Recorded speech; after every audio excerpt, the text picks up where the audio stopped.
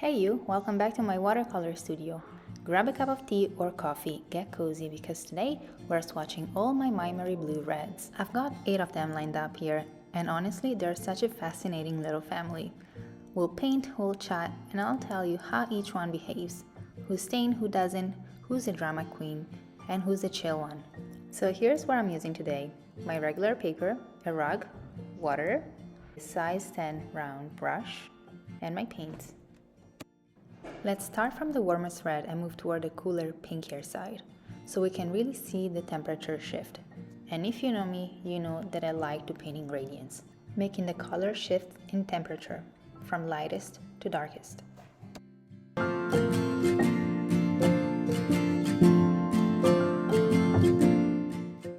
Pyrrole Red, pigment PR255. This one is staining. See that punch? That's proper lipstick red, almost too confident for its own good. This pigment's used in so many brands because it's just so reliable. If you're painting flowers or something with strong light, this is a red that says, "Look at me," and you will look. It's super smooth in MaimeriBlu's formula, and when it dries, it keeps that saturated body, no chalkiness at all. Permanent Red Light, pigment 168. Look at that, such a cheerful warm red. Almost a coral or tomato red, right? I am brushing it out, you can probably see how smooth it is. And it's not staining. That means if you lift it with a damp brush, it will come off easily. So if you love glazing or correcting, this is a forgiving color.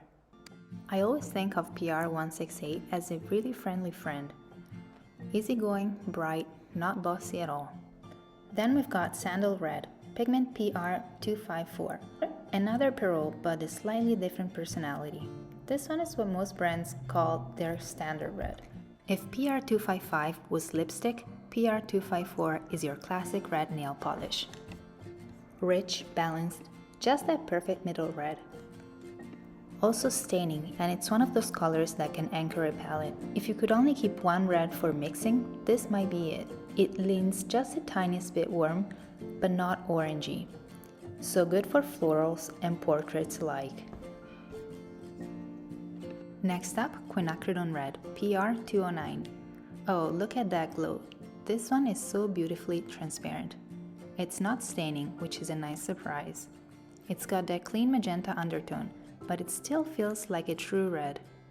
You can glaze over it for soft transitions, and because it's non-staining, you can lift it to get the soft petal edges in roses. It's like the watercolor equivalent of velvet, sheer but rich.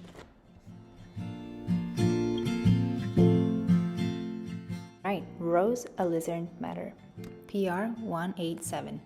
Just from the name, you know it's going to be romantic. It's got that classic rose tone, a little dusty, a little moody. And yes, it's staining.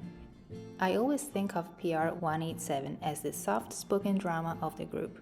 Not screamingly bright, but it pulls you in. It granulates just a bit in MaimeriBlu's version, which gives it that beautiful old-world watercolor texture. If you like vintage botanicals or muted palettes, this one's for you. Now, Primary Red Magenta, PV19, are a good old workhorse pigment. This one's definitely staining, and look at the brilliant magenta. It's so useful for mixing violets, pinks, and purples. It's cooler than the Quinacridone Red, and you can already see how the shift toward blue makes everything feel more modern and punchy. I love using PV19 in shadow mixes. It gives just the right depth without turning muddy. Oh, now this, Verzino Violet, one of my all-time favorite pigments. Staining, yes, but that glow. Reminds me of the heart of a tulip petal. PR122 is such a beautiful clean mixer. If you mix it with a warm yellow, you get fiery oranges, with blue, vivid purples. In MaimeriBlu's formula, it stays transparent and luminous. It's a red that leans most violet, but you're now fully in the cool zone. And lastly, Magenta Quinacridone, PR202. This one's staining too. A bit less flashy than PR122, but deeper, almost like raspberry jam. When it dries, it has this soft glow, really pretty for layering with the others. Which one is your go-to red? And which red do you use for when you want to add that pop of color? Let me know in the comments below, I'm curious. So here is how I use my reds. Transparent red light is usually my skin tone red. Primary Red Magenta is my standard red. I use it to paint anything. Verzino Violet is my pop of color. And also Quinacridone Red. That's one of my favorites. Now that we've met all of them, let's play a little. I've got this circle of clean wet paper, just damp enough that it's glistening. And now let's drop in some color. Oh, look at that. The way they bloom and swirl into each other. It's kind of mesmerizing, right? Transparent red light just shot out like fireworks. And then Sandal Red, the standard Pyrrole Red. It's floating in, all gentle and transparent. The dispersion in these MaimeriBlu paints is amazing. You can really see the personalities now. It's like watching color chemistry in real time.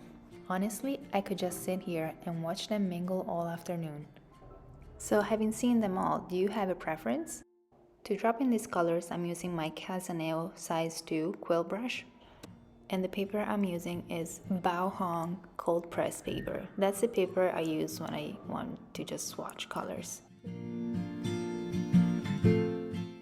This is such a relaxing way to understand how your paints behave, and I encourage you to do this exercise too when you buy new paints.